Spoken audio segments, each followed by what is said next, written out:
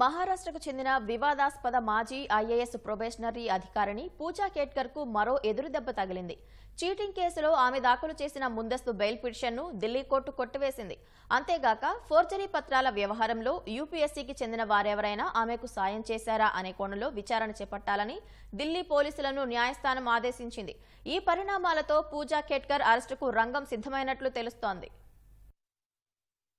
వివాదాస్పద మాజీ IAS probationary అధికారిని పూజా ఖేడ్కర్ కు మరో షాక్ తగిలింది. చీటింగ్ కేసులో ఆమె దాఖలు చేసిన ముందస్తు బెయిల్ పిటిషన్ను గురువారం ఢిల్లీ కోర్టు తోసిపుచ్చింది.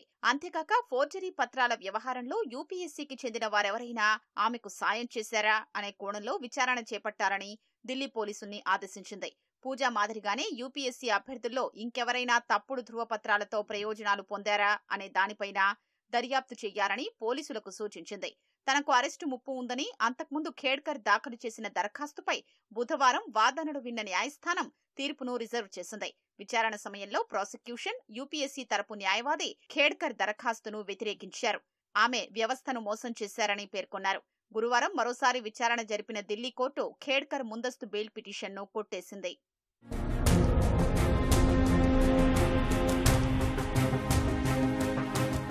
పూణేలో ట్రైనీ సహాయ కలెక్టర్గా విధులు నిర్వర్తిస్తున్న సమయంలో పూజా ఖేడ్కర్ పై అధికార దుర్వినియోగంతో పాటు యూపీఎస్సీలో తప్పుడు అఫిడవిట్ పత్రాలు సమర్పించారనే ఆరోపణలు వచ్చాయి. తప్పుడు పత్రాలతో ఓబీసీ, దివ్యాంగుల కోటా ప్రయోజనాల్ని పొందినట్లు ఆరోపణలు ఎదుర్కొన్నారు. ఈ వ్యవహారంపై దర్యాప్తు చేపట్టిన యూపీఎస్సీ ఆమె అభ్యర్థిత్వాన్ని రద్దు చేసింది. అంతేగాక భవిష్యత్తులో మళ్లీ కమిషన్ నిర్వహించే నియామక పరీక్షలు రాయకుండా శాశ్వత నిషేధం విధించింది. నకిలీ ధృవపత్రాలు సమర్పించి మోసానికి పాల్పడిన వ్యవహారంలో పూజా ఖేడ్కర్ పై పోలీసులు కేసు నమోదు చేశారు. ఆమె న్యాయస్థానంలో రక్షణ కోరగా ముందస్తు బెయిల్ ఇచ్చేందుకు ఢిల్లీ కోర్టు నిరాకరించింది.